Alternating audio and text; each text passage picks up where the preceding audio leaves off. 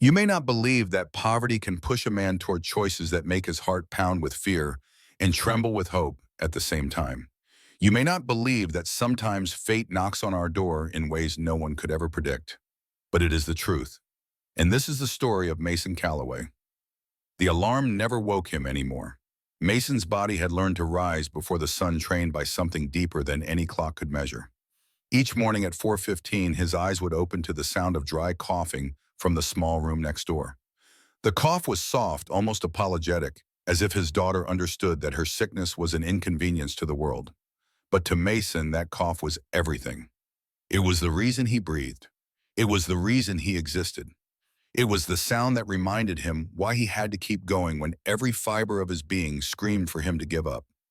Ellie was 6 years old. She had crystal blue eyes that sparkled like morning dew on spring grass, and when she smiled, which was not often enough these days, the entire room seemed to brighten.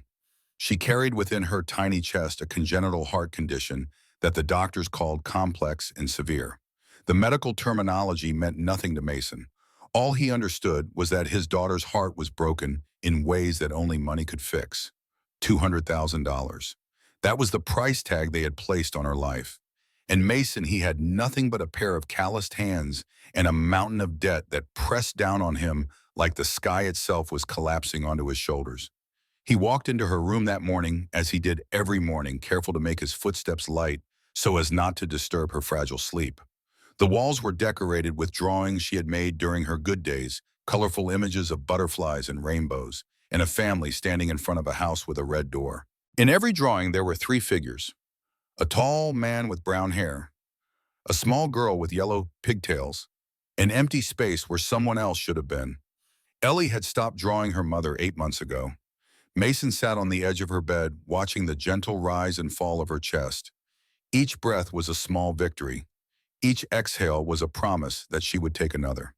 The oxygen concentrator hummed softly in the corner, a constant mechanical heartbeat that supplemented her struggling one.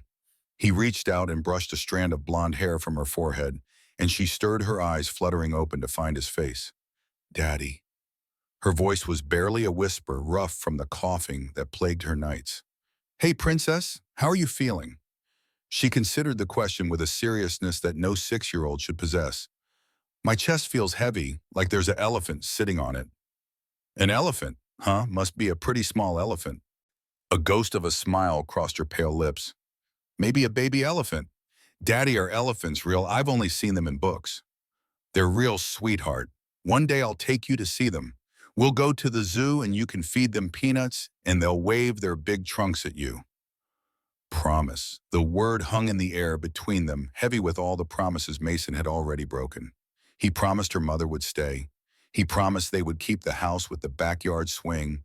He promised everything would be okay. And one by one, those promises had crumbled like sandcastles against the tide. "I promise, baby girl. Now try to rest. Grandma will be here soon." He kissed her forehead and stood, his knees aching from kneeling on the thin carpet. At 34 years old, Mason Calloway felt ancient. His body bore the marks of a life spent in physical labor, and his soul carried wounds that no medicine could heal. As he moved toward the door, Ellie's small voice stopped him. "Daddy, will you come back?" The question pierced him more deeply than she could ever know. "I always come back, Ellie, always." He stepped into the hallway and closed her door gently behind him. The apartment was small, cramped, a two-bedroom unit on the east side of Austin, where the rent was cheap because the neighborhood was not. The walls were thin enough that he could hear the arguments from the couple next door, the crying baby 2 floors up, the constant bass from the bar at the corner that never seemed to close. But it was all he could afford. After selling the house, after paying off what he could of the medical bills, after Dana took her half and disappeared into another life, this was what remained. Mason made his way to the kitchen, which was really just a corner of the living room, with a stove and a refrigerator that groaned like an old man every time it cycled. He put water on to boil and stared out the window at the gray Austin sky. The sun was beginning to rise, painting the horizon in shades of orange and pink, but the beauty was lost on him. All he could see was the stack of bills on the counter. All he could feel was the weight of time running out. His life had not always been this bleak. 3 years ago, Mason had been a different man living a different life. He had a small house in suburban Austin with a backyard where Ellie used to play. He had a steady job at Henderson's Auto Repair, where his skill with engines had earned him respect and decent pay. And he had Dana, the woman he met at a coffee shop when he was 26, the woman who laughed at his terrible jokes and made him believe in things like forever and always, and until death do us part. They were happy once, or at least Mason believed they were happy. They struggled like any young couple, pinching pennies and dreaming of better days, but they had each other. And when Dana told him she was pregnant, when they held Ellie for the first time in that hospital room with the fluorescent lights buzzing overhead, Mason thought he understood what life was supposed to be about. He thought he had figured out the secret that so many people spend their whole lives searching for. The first sign that something was wrong came when Ellie was 2. She would get tired more easily than other children, her lips sometimes turning a faint shade of blue during her naps. The pediatrician initially dismissed it as nothing serious, but Dana insisted on more tests. And then the diagnosis came delivered in a sterile office by a cardiologist who spoke in terms and percentages and probabilities, none of which meant anything except one undeniable fact. Their daughter's heart was failing. Complex congenital heart disease, the doctor explained. A combination of defects that would require surgical intervention. The operation itself was risky, but necessary. Without it, Ellie might not see her 10th birthday. And the cost, well, the cost was beyond anything they could imagine, $200,000. The number seemed abstract at first, like something from a news story about other people's problems. But as the insurance company's rejections piled up, as the appeals were denied, as the reality of their situation became impossible to ignore, that number transformed into a prison sentence. It was a wall that separated their daughter from life itself, and no matter how hard Mason worked, no matter how many overtime hours he logged at the shop, he could not climb it. Dana tried it first. She took a second job waiting tables at night, coming home exhausted with her feet aching and her smile growing thinner with each passing week. They sold the car and bought a cheaper one. They canceled the cable to gym membership, the small luxuries that had once made life feel livable. They applied for every assistance program they could find, sat in waiting rooms, filling out forms, explained their situation to bureaucrats who looked at them with the tired eyes of people who had heard 1,000 similar stories. Nothing was enough. The debt kept growing. The surgery date kept getting pushed back. And slowly something in Dana began to break. Mason remembered the night everything changed. It was a Tuesday, unremarkable in every way except for what it would come to represent. He came home from the shop to find Dana sitting at the kitchen table, her suitcase already packed and waiting by the door. Ellie was asleep in her room, unaware that her world was about to shatter. Dana looked at him, and her eyes were not angry or sad. They were empty, hollow, like someone who had already left long before her body decided to follow. "I can't do this anymore, Mason." He stood in the doorway, still wearing his oil-stained work clothes, trying to process words that did not make sense. "Can't do what? What are you talking about? This, all of this, the bills, the hospitals, the endless waiting for something that's never going to come. I can't do it anymore." "Dana, I know it's hard. I know you're tired. But we'll figure it out. We always do." She shook her head slowly, and the motion seemed to cost her everything she had left. "No, Mason, we won't. I've been lying to myself, lying to you, pretending that somehow things will get better. But they won't. They're only going to get worse. So what, you're just going to leave? What about Ellie?" The silence that followed his question lasted only seconds, but it stretched into eternity.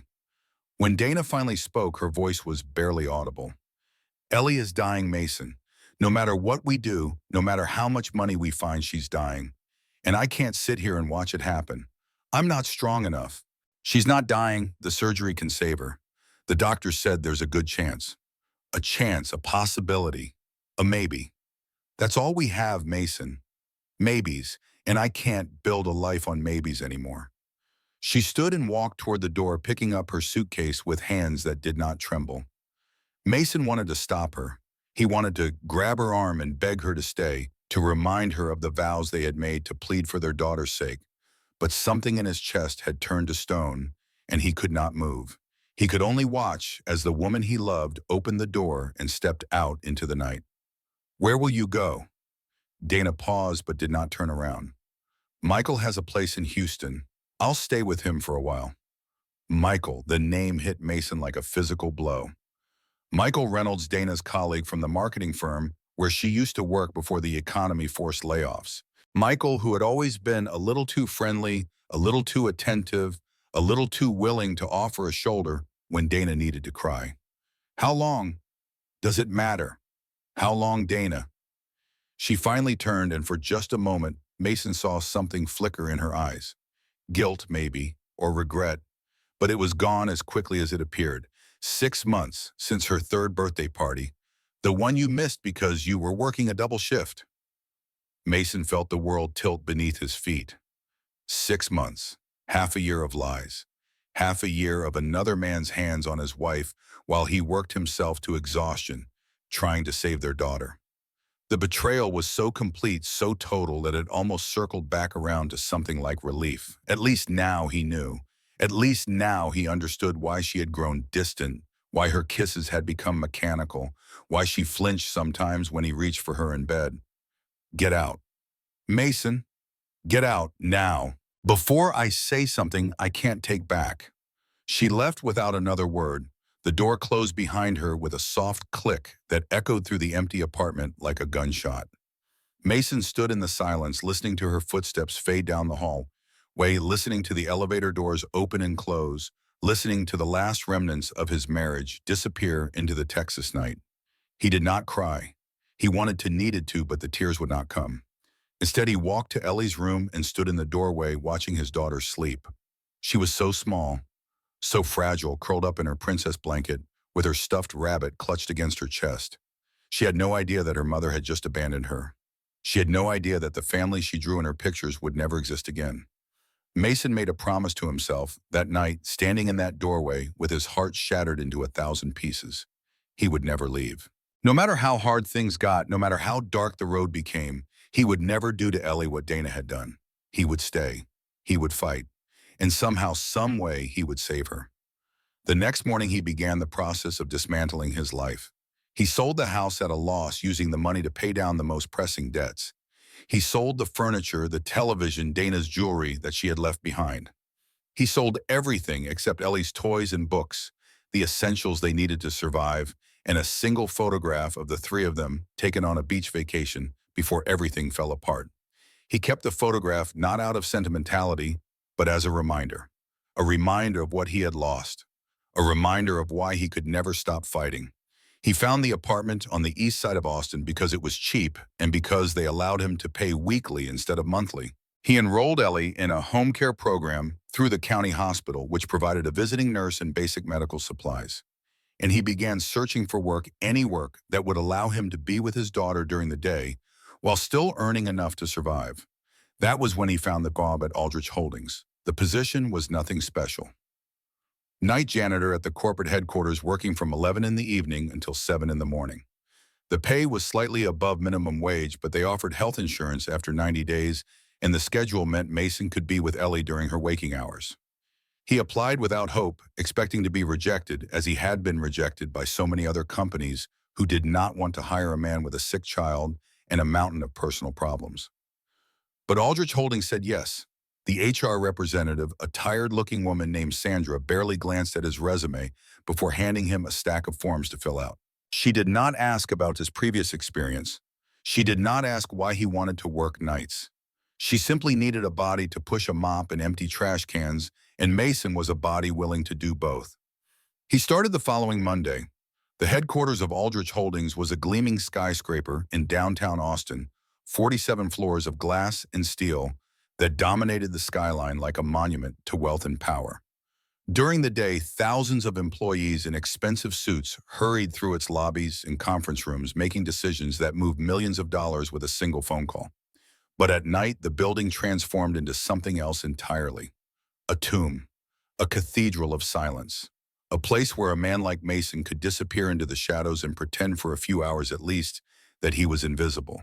His duties were simple: clean the floors, empty the trash, wipe down the glass surfaces that seemed to cover every wall, stock the bathrooms with supplies, report any maintenance issues to the day shift supervisor, do not speak to anyone unless spoken to, do not access any restricted areas, do not ask questions. Mason followed the rules religiously. He arrived early, clocked in, collected his supplies, and began his rounds. He started on the ground floor and worked his way up, methodically moving from office to office, hallway to hallway, floor to floor. The work was tedious and repetitive, exactly the kind of mindless labor that allowed his body to function on autopilot while his mind drifted elsewhere. He thought about Ellie constantly. During his breaks, he would find a quiet corner and video call her on his old smartphone, watching her sleepy face appear on the cracked screen. His mother, Lorraine, had moved in to help care for Ellie during the night, sleeping on the pull-out couch in the living room and waking every few hours to check on her granddaughter. Lorraine was 72 years old and her hands had begun to shake from early-stage Parkinson's disease, but she insisted on helping. "Family takes care of family," she said. "That's how it's always been. That's how it will always be." Mason was grateful for his mother's presence, even as guilt gnawed at him for burdening her with his problems. She had already lost her husband, his father Harold, to lung cancer 5 years ago. She had already watched her son's marriage collapse. She had already sacrificed so much, and now he was asking her to sacrifice even more. But there was no other option. He could not afford professional caregivers. He could not leave Ellie alone. And so Lorraine came, bringing with her the same quiet strength that had carried her through 6 decades of hardship. Weeks passed, months passed. Mason settled into a routine that was equal parts exhaustion and determination. He worked every night that shifts were available, picking up extra hours whenever he could. He applied for every assistance program, every charity, every foundation that offered help to families with sick children. Some provided small grants. Others offered to negotiate with the hospital on payment plans. A few simply sent form letters expressing their regret that they could not help at this time. The debt continued to grow. The surgery remained out of reach. And Ellie, his beautiful, brave daughter, grew slowly weaker. On good days, she would sit up in bed and color pictures or watch cartoons on the old tablet Mason had bought secondhand. She would ask questions about the world outside, about the zoo and the beach and the places she had seen only in books. She would laugh at his silly jokes and pretend to be asleep when he came to kiss her goodnight, only to giggle when he tickled her feet.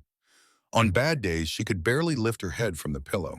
Her breathing would become labored, her skin pale and clammy, her eyes clouded with a fatigue that no amount of rest could cure. On those days, Mason would sit beside her bed and read stories aloud, his voice steady even as terror clawed at his insides. He would hold her small hand in his and tell her about all the adventures they would have when she got better, painting pictures with words of a future he desperately wanted to believe in. The worst moments came in the middle of the night when he was at work and his phone would buzz with a message from his mother. "Ellie is coughing again. Her lips are turning blue. Should I call the ambulance?" Each time Mason would feel his heart stop. Each time he would rush to find a quiet place to call home, praying that his daughter would answer in her small, tired voice. And each time the crisis would pass, leaving behind only the knowledge that the next one might not. 8 months into his job at Aldrich Holdings, Mason had become a ghost. He moved through the building unseen and unacknowledged, a shadow among shadows. The day shift employees barely knew he existed, and the few night security guards who crossed his path nodded in passing, but never stopped to chat. He was nobody. A janitor, a man with a mop and a bucket and a lifetime of regret. But there was one person who noticed him. Every night when Mason reached the 47th floor, the top floor of the building, he would see a light still burning in the corner office. Through the glass walls, he could make out a figure at a massive desk surrounded by papers and screens, working at hours when the rest of the world was asleep. The nameplate on the door read Caroline Aldrich, CEO, but Mason did not need the nameplate to know who she was. Everyone in Texas knew Caroline Aldrich. She was the sole heir to the Aldrich fortune, the daughter of William Aldrich, who had built the company from nothing into one of the largest financial corporations in the state. When William suffered a stroke 15 years ago, Carolyn had stepped in to run the empire at the age of 26.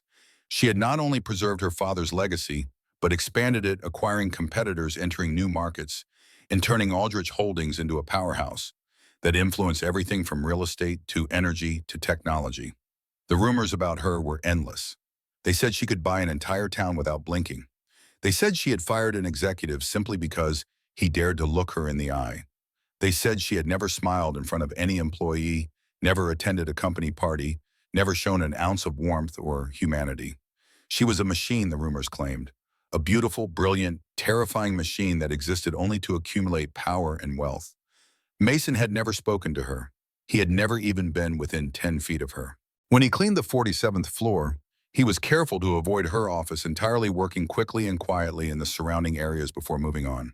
For a man like him, Carolyn Aldrich belonged to another world, a world of private jets and lavish galas and decisions that could change the fate of thousands. A world as distant from his cramped apartment and sick daughter as the stars were from the earth. He watched her sometimes, though. When he passed by the glass walls of her office, he would steal glances at the woman who controlled so much. She was always working, always focused her attention, fixed on documents or screens or phone calls that seemed to stretch for hours. She was beautiful in a cold, untouchable way, with blonde hair that she kept pulled back in a tight bun and sharp blue eyes that seemed to see everything and feel nothing. She never looked up. She never noticed him. And Mason told himself that was exactly how it should be. But everything changed one night in October. The day had started badly and gotten worse. Ellie had woken up struggling to breathe, her small chest heaving with the effort of pulling air into her damaged lungs.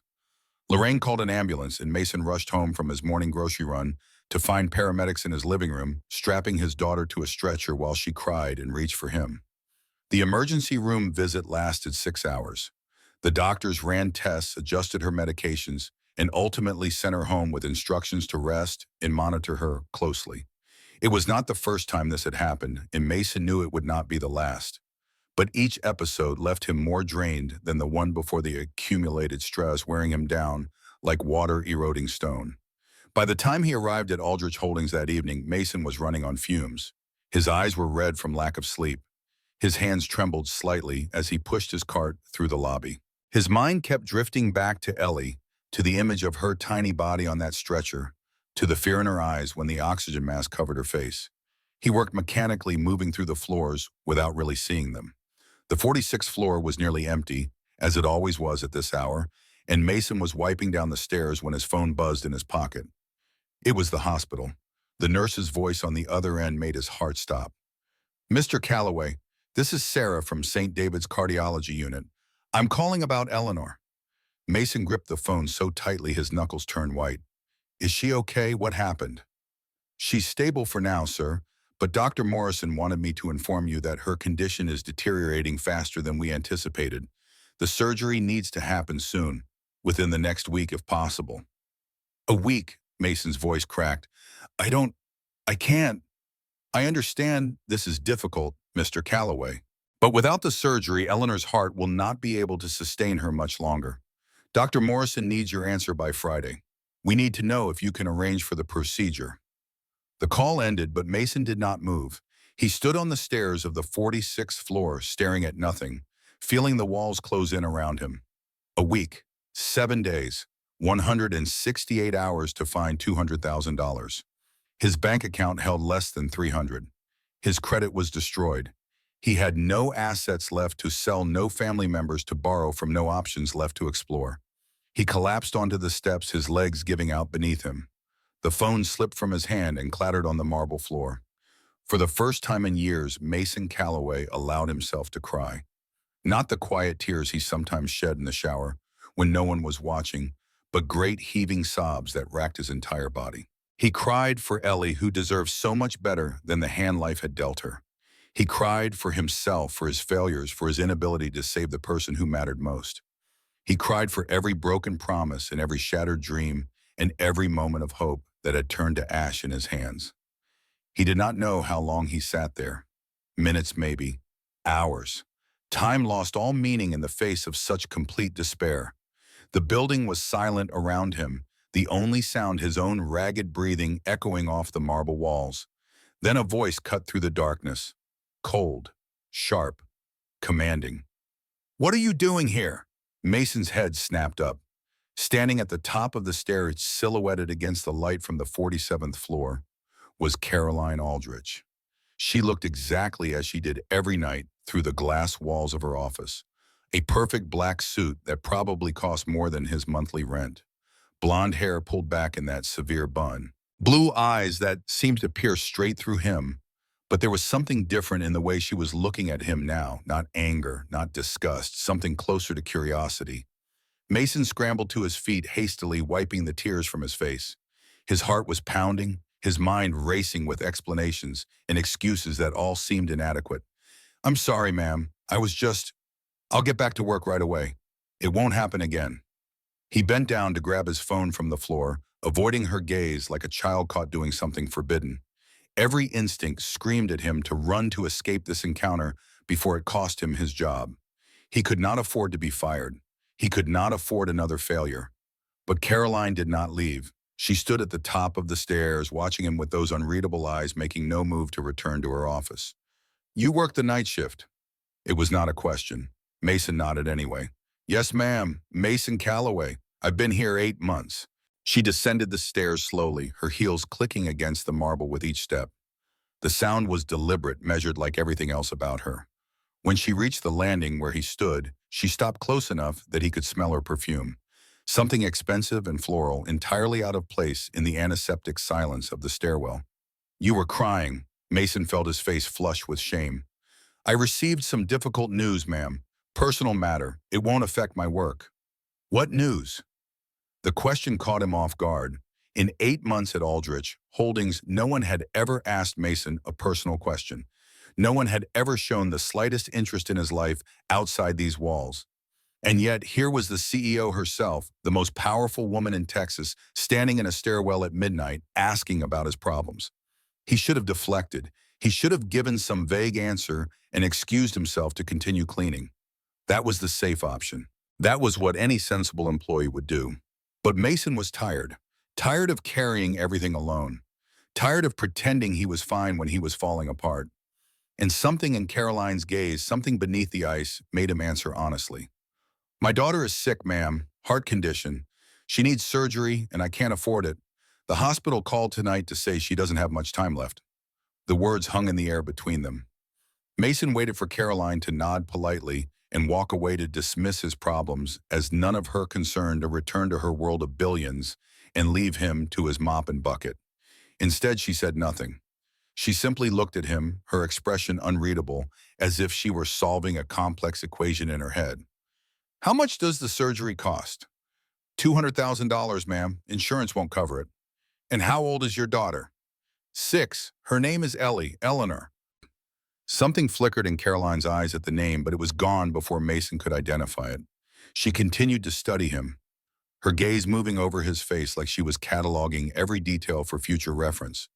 "Tomorrow morning, 7 o'clock, my office." Mason blinked. "Ma'am?" "Do not make me repeat myself, Mr. Calloway. 7 o'clock. Do not be late." She turned and walked back up the stairs, her heels echoing through the empty space until she disappeared through the door to the 47th floor. Mason stood rooted to the spot, his mind struggling to process what had just happened. Had he just been fired? Promoted something else entirely? The encounter made no sense. Caroline Aldrich did not speak to janitors. She did not ask about their daughters or invite them to her office. She existed in a different universe, separated from people like Mason by barriers of wealth and status that were never meant to be crossed. And yet she had looked at him, really looked at him. Not through him, not past him, but directly into his eyes with an intensity that made his skin prickle. Mason finished his shift in a daze. He went through the motions of cleaning, but his mind was elsewhere, replaying the conversation over and over. By the time he clocked out and headed home, the sun was beginning to rise over Austin, painting the sky in shades of orange and pink that he was too distracted to appreciate. He found his mother asleep on the couch, the television murmuring softly in the background. Ellie was still resting, her door closed, the hum of her oxygen concentrator audible through the thin walls. Mason checked on her, briefly confirming that she was breathing steadily, that her color was okay, that no new crisis had emerged during the night. Then he sat in his bedroom and stared at the ceiling, waiting for morning. At 6:30, he showered and dressed in the nicest clothes he owned. A white button-down shirt that had started to fade from too many washes, a pair of dark pants that he normally reserved for job interviews, shoes that he had polished the night before trying to remove scuffs that refused to disappear. He looked at himself in the cracked bathroom mirror and saw a tired man staring back, bags under his eyes, lines on his face that had not been there a few years ago, a body that was beginning to show the wear of too much stress and too little care. Not exactly the image of someone ready to meet with a billionaire CEO, but he had no choice. He had nothing to lose. At 6:45, Mason kissed his daughter goodbye and told his mother he had an appointment. Lorraine looked at him with curious eyes but did not ask questions. She had learned long ago that her son would share when he was ready, and pushing would only make him retreat further into himself. The bus ride downtown took 20 minutes. Mason sat in the back watching the city wake up around him, wondering what awaited him on the 47th floor of Aldrich Holdings. The optimistic part of his brain suggested that maybe, just maybe, Caroline Aldrich wanted to help. Maybe she had been moved by his story and wanted to offer some kind of assistance. Rich people did that sometimes, didn't they? Philanthropy, charity? But the realistic part of his brain, the part that had been battered by years of disappointment, told him to expect nothing. Best case scenario, she wanted to discuss some work-related matter that had nothing to do with Ellie. Worst case scenario, she was going to fire him for crying in the stairwell and lecture him about professionalism. He arrived at the building at 6:55. The lobby was beginning to fill with early arriving employees, men and women in expensive clothes, carrying expensive coffee and expensive briefcases. They glanced at Mason as he walked toward the elevator, their eyes sliding past him with practiced indifference. He was invisible to them, a janitor, a nobody. The elevator ride to the 47th floor seemed to take forever. Mason's heart pounded in his chest as the numbers climbed higher and higher. By the time the doors opened onto the executive level, his palms were sweating and his mouth had gone dry. The 47th floor was different during the day. Sunlight streamed through the massive windows, illuminating the space in a warm golden glow that made everything look even more expensive than it had in the darkness. The furniture was all polished wood and soft leather. The art on the walls was clearly its original, not the reproductions that decorated the lower floors. The carpet beneath his feet was so thick it felt like walking on clouds. A secretary sat behind a sleek reception desk, typing something on a computer. She looked up as Mason approached, her expression neutral, but appraising. "Mr. Calloway, Mrs. Aldrich is expecting you. This way, please." She led him down a hallway lined with photographs of men in suits, shaking hands and signing documents. The history of Aldrich Holding, as Mason guessed. The founders and leaders and deal makers who had built this empire over generations.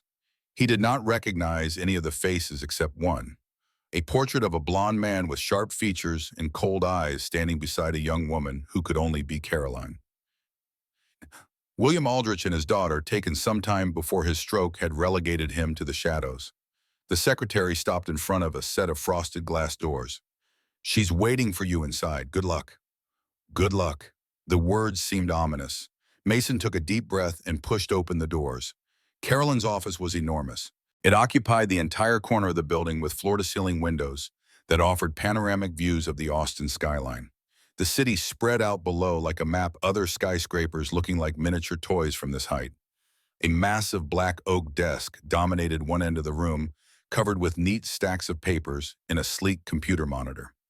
Behind it sat Caroline Aldrich. She looked different in the daylight. Still beautiful, still cold, but there was something more human about her now. Maybe it was the way the sunlight softened the sharp lines of her face. Maybe it was the slight shadows under her eyes that suggested she had slept as little as Mason. Or maybe it was just his imagination trying to find something familiar in this woman who controlled so much. "Sit." Mason walked toward the desk and lowered himself into the chair she had indicated. It was soft leather, absurdly comfortable, the kind of chair that belonged in a luxury home rather than an office. He sat on the edge, not allowing himself to relax. Carolyn studied him for a long moment, her blue eyes moving over his face with that same analytical intensity he had seen in the stairwell. Then she reached into a drawer and pulled out a thick leather briefcase, which she pushed across the desk toward him. "Open it." Mason's hands were trembling as he undid the clasp. Inside were papers. Dozens of papers neatly organized in folders and bound with clips. He flipped to the first page and felt his heart stop. It was Ellie's medical file. Everything was there. Her diagnosis, her treatment and history, the details of her condition, the recommended surgical procedure, the cost estimates. Every scrap of information that the hospital had compiled over the past 4 years was documented in precise clinical language. Mason looked up at Caroline, his voice barely above a whisper. "How did you get this?" She did not answer. Instead, she stood and walked to the window, her back to him, gazing out at the city below. I can help your daughter, Mason. I can pay for the entire surgery. I can erase all your debts. I can give you and your child a new home, a new life. The words washed over him like a wave impossible to comprehend. He stared at her silhouette against the bright sky, waiting for the catch. There was always a catch. Carolyn turned to face him, and for the first time he saw something beneath the ice. Not warmth exactly, but vulnerability. A crack in the armor she wore like a second skin. But in return, you must give me something. Something money cannot buy. The room suddenly felt smaller. The air thickened around Mason, pressing against his chest like a physical weight. He gripped the arms of the chair, bracing himself for whatever came next. What do you want? Carolyn walked toward him slowly, her heels silent on the thick carpet. She stopped directly in front of his chair, close enough that he could see the faint lines around her eyes, the nearly imperceptible tension in her jaw.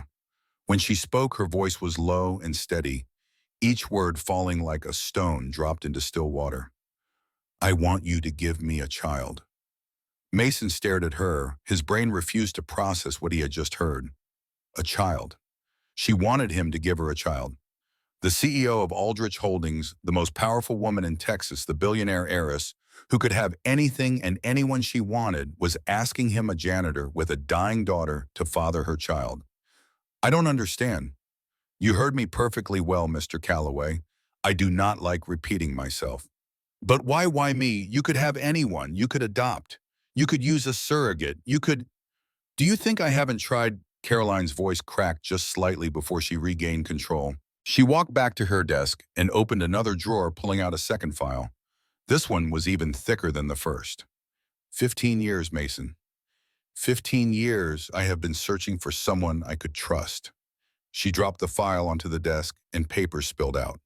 Photographs, contracts, investigation reports, background checks, the detritus of failed relationships and betrayed trust. The first was a lawyer from Dallas, handsome, charming, perfect on paper. Carolyn picked up a photograph of a smiling man in an expensive suit. 2 weeks before our engagement, I discovered he had secretly signed a deal with a rival firm. He was going to use the marriage to gain access to my company's confidential information. She tossed the photograph aside and picked up another. The second was a doctor. Respectable, brilliant. Everyone said he was perfect for me. What they didn't say was that he was simultaneously dating 3 other women, all of them wealthy, all of them searching for love, just like I was. Another photograph, another betrayal. Mason watched as Caroline cycled through the file, her voice growing harder with each story. The third was Richard Mercer, son of a prestigious family, old money, impeccable reputation. We were engaged for 8 months. I thought he was different. I thought he actually cared about me, not my fortune. She paused, and for a moment the mask slipped.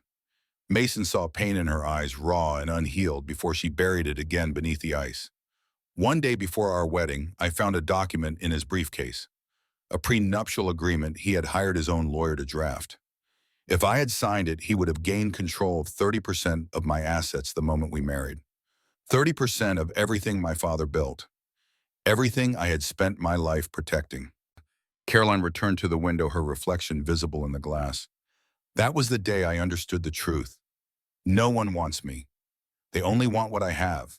My name, my wealth, my power. No one sees Caroline. They only see the Aldrich name. The bitterness in her voice was palpable. Mason sat in silence, not knowing what to say, not knowing if there was anything that could be said. But you are different. She turned to face him, and her eyes locked onto his with an intensity that made him feel stripped bare. You are the only person in this building who has never wanted anything from me. You don't flatter me. You don't try to get close. You avoid looking at me whenever I pass by. I thought it was fear at first. But it isn't, is it? It's simply that you don't care who I am. I didn't think it was my place to look, ma'am. Exactly, that's honesty. And honesty in my world is rarer than diamonds. Carolyn walked toward him again, but this time she sat down in the chair beside his rather than standing above him. It was the first time he had ever seen her at eye level, and somehow it made her seem more human. less like a statue and more like a woman. I have been watching you for 8 months, Mason. You work hard. You never complain. You never steal, not even a pen. You come to work every night, even when you're exhausted, even when your daughter is sick, even when anyone else would have given up. And every night at exactly 11 o'clock, no matter what, you take a break to video call your daughter. Mason felt exposed, vulnerable. She knew everything about him. Every detail of his miserable little life had been cataloged and analyzed by this woman who controlled an empire. I also know about Dana, Carolyn continued, her voice softening slightly. I know when she left. I know with whom. I know where she is now. And I know that you have never said one bad word about her in front of your daughter. No matter what she did to you, no matter how much she deserved your hatred. Ellie doesn't need to know, Mason said, his voice barely audible. She's lost enough already. Carolyn looked at him for a long moment, and something in her expression shifted. It was not warmth, not exactly, but something close to respect. That is why I chose you. You are not perfect. You are not wealthy. You are not powerful. But you are decent. And in a world full of liars and schemers and people who would sell their own mothers for the right price, decency is the most valuable thing I have ever encountered. She stood and returned to her desk, pulling out a contract from yet another drawer. The papers were covered in dense legal text paragraphs and clauses and terms that would have taken a team of lawyers to decipher. This is what I am offering, Mason. I will pay for your daughter's surgery. All $200,000 immediately. I will pay off your remaining debts, every last penny. I will provide you with a new apartment in a safe neighborhood with good schools. I will set up a trust fund for Eleanor's future care and education. And in exchange, she placed the contract on the desk between them. In exchange, you will give me a child. You will not be involved in its upbringing. You will not have any legal claim to it. You will sign documents absolving yourself of all paternal rights and responsibilities.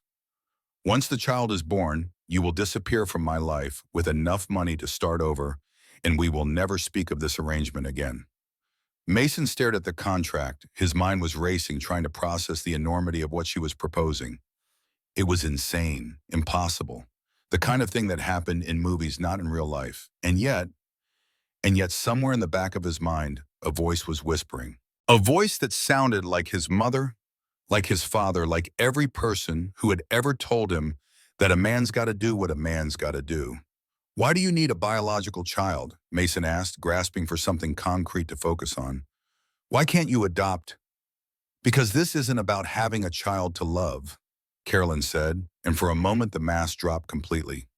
This is about survival. She pulled out another document, this one bearing the official seal of Aldrich Holdings. My father built this company from nothing. He sacrificed everything for it. His health, his marriage, his relationship with me. And when he had his stroke, when he became unable to run the company himself, he left it to me. His only child, his legacy. She pointed to a paragraph in the document highlighted in yellow. But he also left this, a provision in the company charter that gives the board of directors the right to challenge my leadership if I fail to produce an heir by the age of 45. They wanted to ensure the Aldrich bloodline would continue. They wanted to make sure the company would always stay in family hands. Mason read the paragraph, struggling to understand the legal jargon. And if you don't have an heir, then the board can vote to remove me as CEO. They can sell the company piece by piece to the highest bidder. Everything my father built, everything I have spent my entire adult life protecting will be dismantled and distributed among shareholders who care nothing for his vision. Can't you fight it? Challenge the provision in court? I've tried. My lawyers have tried. The provision is ironclad. My father made sure of that. Carolyn's voice was bitter. He thought he was protecting the family legacy. Instead, he created a ticking time bomb. How old are you now? 41. I have 4 years left to produce an heir, but... She hesitated, and Mason saw something flash across her face. Pain, fear, something she didn't want to admit. But what? Carolyn took a deep breath. I've been pregnant twice before. Both times ended in miscarriage. The doctors say my chances of carrying a pregnancy to term are extremely low, but not impossible. She looked at him, and for the first time, Mason saw the desperation beneath the ice, the loneliness, the terror of watching everything she had worked for slip through her fingers. You are my last chance, Mason. Not because I believe you are special or chosen or any other romantic nonsense, but because you are the only man I have ever met who has nothing to gain from deceiving me. You need money to save your daughter. I need a child to save my company. It is a simple transaction, nothing more. A simple transaction. The words echoed in Mason's head, as if creating a life could ever be simple, as if the act of fathering a child could ever be reduced to business terms. But was it really so different from what he was already doing? Every night he sold his labor to this company in exchange for money. He traded hours of his life for numbers on a paycheck that barely covered his rent. The only difference was the product being exchanged. What if I refuse? Caroline tilted her head, her expression unchanged. Then you walk away. This conversation never happened. You continue working as a janitor, and I continue searching for someone else. And your daughter, she paused, letting the implication hang in the air. That is not my concern. I am offering you a business deal, Mason, not charity. The words were cold, clinical, devoid of empathy, and yet Mason understood them in a way that surprised him. Carolyn Aldrich was not a monster. She was simply someone who had learned that emotions were a luxury she could not afford. Someone who had been betrayed so many times that trust had become a foreign concept. Someone who lived in a world where every relationship was a transaction and every kindness was a trap. In that moment, he pitied her. Despite her billions, despite her power, despite everything she had achieved, Caroline Aldrich was more alone than he had ever been. At least Mason had Ellie. At least he had his mother. At least he had someone who loved him for who he was, not what he could provide. Carolyn had no one. I need time to think. She nodded as if she had expected this response. You have 24 hours. After that, this offer expires and we never speak of it again. She stood and walked to the door, holding it open for him. The message was clear. The meeting was over. Mason rose from his chair, his legs unsteady beneath him. He walked toward the door, passing close enough to Caroline that he could smell her perfume again. Roses and something darker, something that reminded him of autumn leaves and distant memories. At the threshold, he paused and turned back to face her. Why are you telling me all this? The board provision, the miscarriages, everything. You don't know me. I could go to the press. I could tell everyone. Carolyn met his gaze without flinching. You could, but you won't. How do you know? Because you are a decent man, Mason Calloway, and decent men don't betray people who are trying to help their dying daughters. She was right. He hated that she was right. But she was. Mason walked out of the office, past the secretary, past the photographs on the walls, past everything that represented a world he had never belonged to. He rode the elevator down in silence, his mind churning with questions and doubts and impossible choices. When he stepped out of the building and into the bright Texas morning, he felt like a man who had just woken from a dream. The streets were busy, with people rushing to work, living their ordinary lives, oblivious to the fact that somewhere on the 47th floor, a desperate woman had just offered a desperate man a chance to save his daughter at a price he wasn't sure he could pay. Mason walked to the bus stop and sat down on the bench. He pulled out his phone and stared at the cracked screen, at the picture of Ellie that served as his wallpaper. She was smiling in the photo, holding up a drawing she had made of a butterfly. It was from last summer, before her condition had worsened, before the coughing and the blue lips and the hospital visits became a regular occurrence. 24 hours. He had 24 hours to make a decision that would change everything. The bus arrived and Mason climbed aboard. He found a seat in the back and watched the city slide past the window.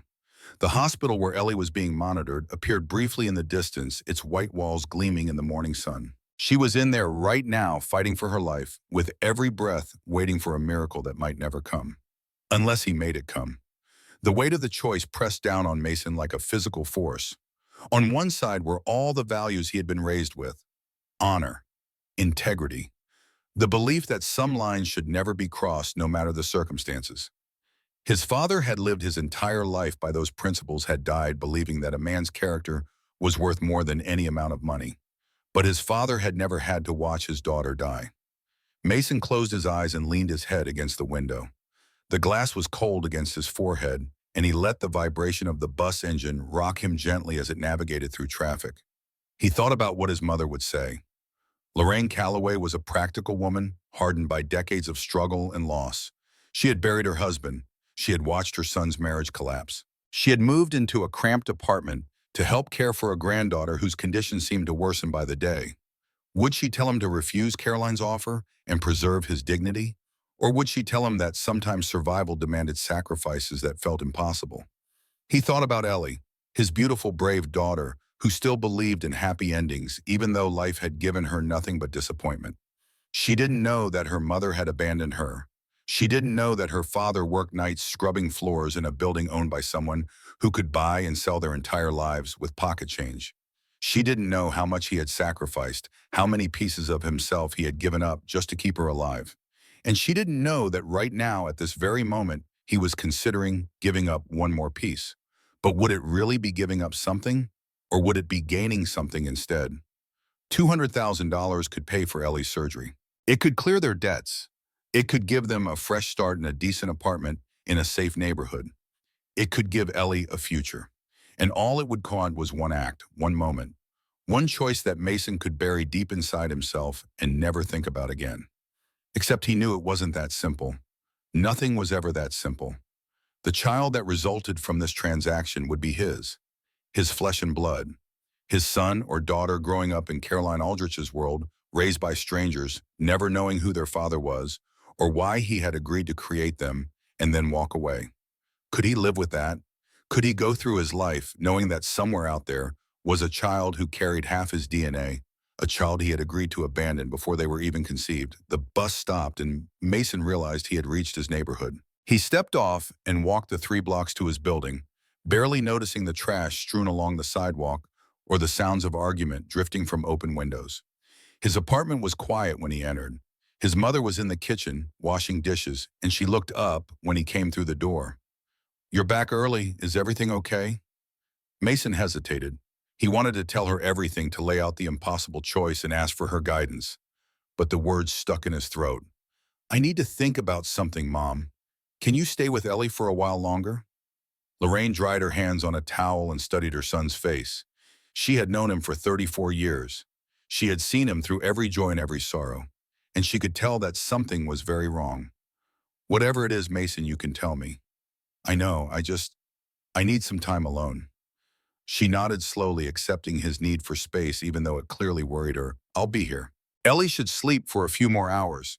The hospital said her readings were stable this morning. Mason thanked her and retreated to his bedroom, closing the door behind him. He sat on the edge of his bed and stared at the wall, at the peeling paint and the water stains on the ceiling, at all the evidence of a life that had gone wrong in ways he never could have predicted. 24 hours. He lay back on the mattress and closed his eyes, trying to quiet the chaos in his mind. The image of Caroline Aldrich floated before him, her cold blue eyes, her perfect suit, the vulnerability she had tried so hard to hide beneath her armor of wealth and power. She was lonely. That was the truth he had seen in her office, the truth she probably didn't even admit to herself. Behind the billions in the boardrooms and the business deals was a woman who had never been loved for who she was. A woman who had been betrayed by everyone she had ever trusted. A woman who was so afraid of connection that she had reduced the most intimate act of creation to a contract and a handshake. Mason understood loneliness. He had lived with it for 3 years, ever since Dana walked out the door. But at least he had Ellie. At least he had someone to love and be loved by. Carolyn had no one. And despite everything, despite the impossible offer and the cold demands and the way she looked at him like he was a problem to be solved rather than a person to be known, Mason felt something stir in his chest. Pity, or maybe compassion, or maybe something else entirely that he didn't want to examine too closely. The hours passed. Mason drifted in and out of sleep, his dreams filled with fragmented images. Ellie laughing in a sunlit garden. Caroline standing alone in her empty office. His father's face worn and tired, telling him that a man is measured not by what he takes, but by what he gives. When he woke, the afternoon light was slanting through his window, and his phone was buzzing with a notification.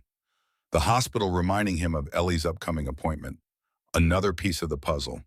Another thread pulling him toward a decision he wasn't ready to make. He got up and splashed water on his face, then walked out to the living room. His mother was sitting on the couch knitting something in soft yellow yarn. She looked up when he appeared. Feeling better? Not really. Mason sat down beside her, watching her hands move with practiced ease. Mom, can I ask you something? Of course. If you had a chance to save someone you loved, but that chance required you to do something you weren't sure was right, what would you do?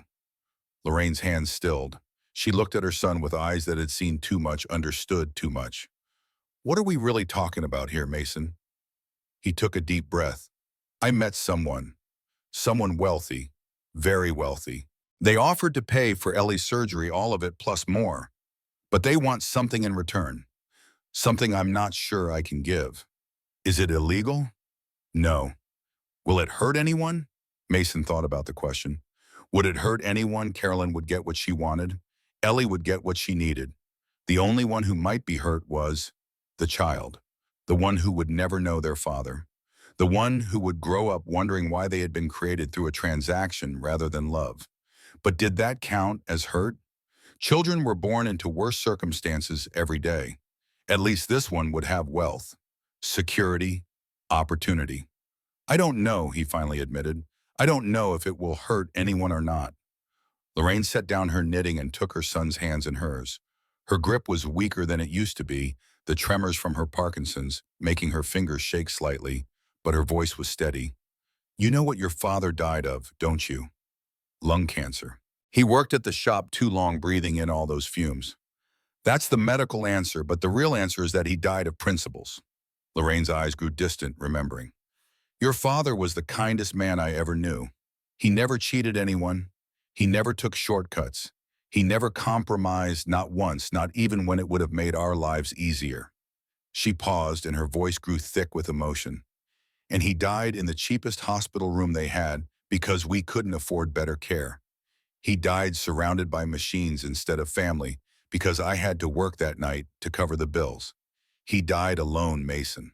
The most decent man I ever knew, and he died alone because he was too proud to accept help when it was offered. Mason felt tears prick at his eyes. He remembered those final days, the sterile smell of the hospital, the beeping monitors, his father's hand, thin and fragile, gripping his with surprising strength. I loved your father, Lorraine continued. I respected him, I was proud of him, but sometimes in the middle of the night when I can't sleep, I wonder if he had been a little more flexible, a little more willing to bend. Would he still be here? Would he be sitting beside me now, watching his granddaughter grow up? She squeezed Mason's hands. I don't know what this person wants from you. I don't know if it's right or wrong, but I know one thing. She turned her head toward Ellie's room, where the soft hum of medical equipment could be heard through the wall. That child in there is all we have left. She's the last piece of our family, the last hope for our future. And if there's a way to save her, a way that doesn't require you to sell your soul to the devil. She met his eyes, her gaze fierce and determined. Then think very carefully before turning it down. Mason sat in silence, absorbing his mother's words. She had not told him what to do. She had simply given him permission to consider options he might otherwise have dismissed. Was that what he needed, permission? The rest of the evening passed in a blur. Mason checked on Ellie, who was awake and asking for stories.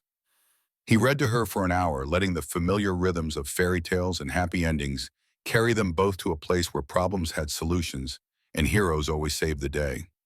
When she finally fell asleep, her small hand curled around his finger. Mason stood by her bed and watched her breathe. In and out, each breath a tiny miracle. He thought about Caroline's offer, $200,000, a new home, a fresh start, all for the price of one act, one choice, one crossing of a line that could never be uncrossed. And he thought about what his mother had said, about principles, about flexibility, about the difference between surviving and living. His father had been a good man, the best man Mason had ever known. But his goodness had not saved him. It had not protected him from disease or poverty or the cruel indifference of a world that cared nothing for honor. Mason loved his father. He wanted to be like him. But he did not want to die like him. And he did not want Ellie to grow up without a father because he had been too proud to accept help when it was offered. The decision crystallized in his mind with sudden clarity. It was not a choice between right and wrong. It was a choice between two kinds of sacrifice. He could sacrifice his principles and save his daughter, Or he could preserve his principles and watch her die. Put like that, there was really only one answer. Mason walked to the window and looked out at the Austin night. The city lights glittered against the darkness, millions of people living their lives, making their choices, carrying their burdens. Somewhere out there in her massive office on the 47th floor, Caroline Aldrich was waiting for his answer. He pulled out his phone and found the business card her secretary had given him, the personal number of the most powerful woman in Texas. His thumb hovered over the call button for a long moment. Then he pressed it. The phone rang 3 times before she answered. "Have you made your decision?"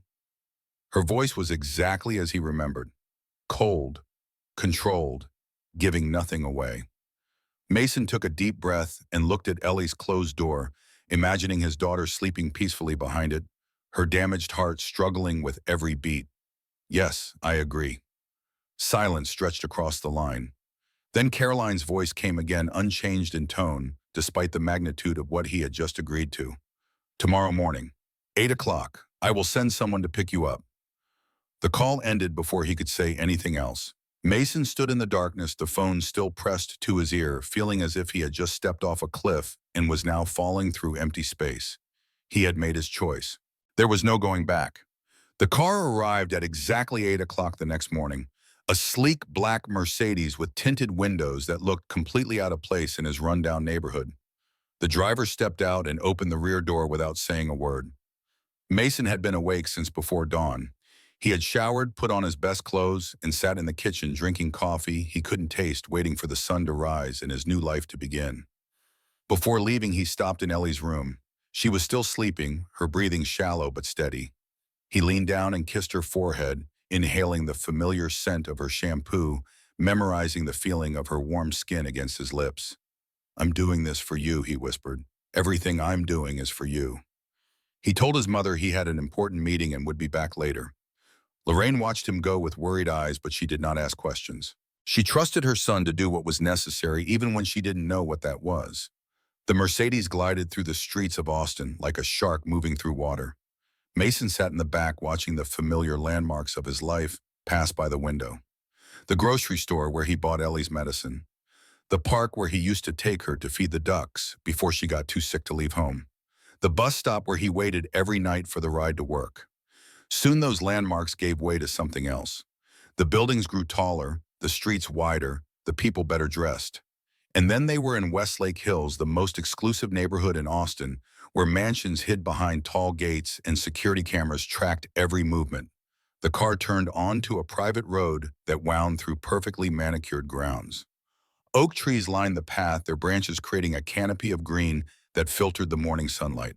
At the end of the road stood a mansion that made Mason's breath catch in his throat. It was enormous. White stone walls, soaring columns, massive windows that reflected the sky like mirrors. A circular driveway surrounded a fountain that would have looked at home in a European palace. The building was 3 stories tall with wings that extended in both directions and grounds that seemed to stretch to the horizon. This was where Caroline Aldrich lived. This was the world she inhabited. And for the next however long, this was where Mason would be. The driver opened the door and Mason stepped out into a reality that felt like a dream. A woman in a housekeeper's uniform was waiting at the front entrance, her face neutral and professional. "Mr. Calloway, I'm Margaret. Mrs. Aldrich is waiting for you in the sitting room.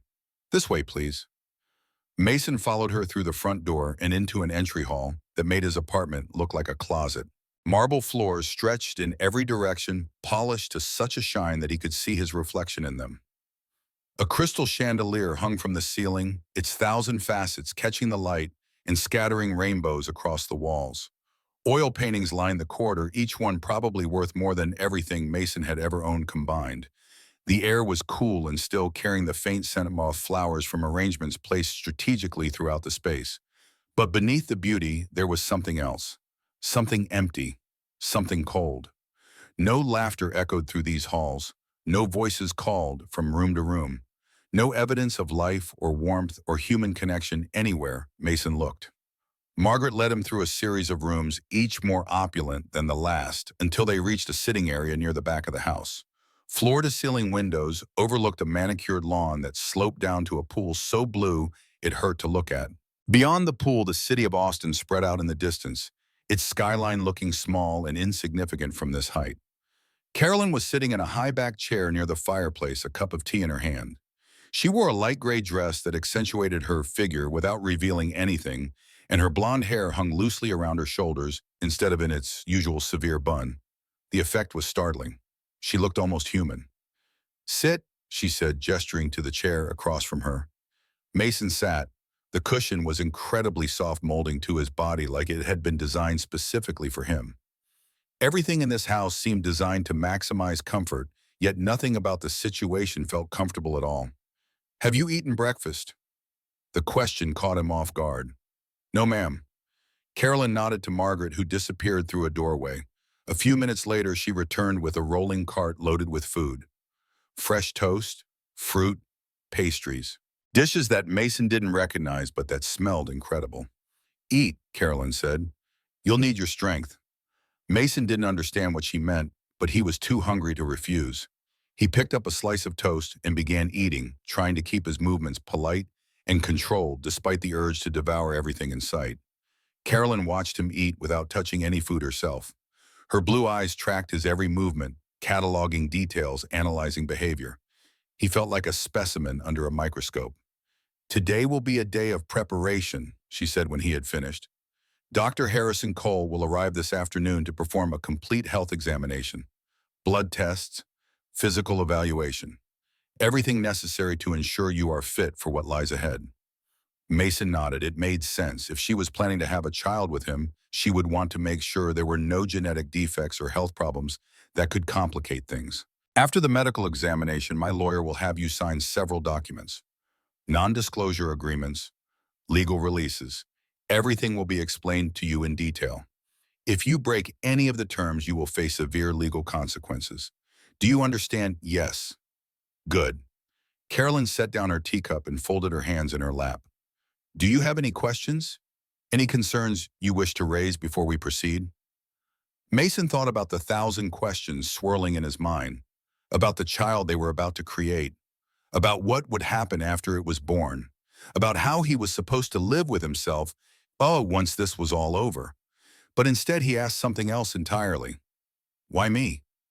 Carolyn's expression didn't change. "I believe I explained that in my office." "You explained why you ruled everyone else out, but you didn't explain why you chose me specifically. There must be thousands of decent men in Texas. Why a janitor who cleans your floors?" For a long moment, Carolyn didn't answer. She turned her gaze toward the window, looking out at the perfect lawn and the sparkling pool and the city glittering in the distance. "Because you have something I have never had," she finally said. "Something I have wanted my entire life."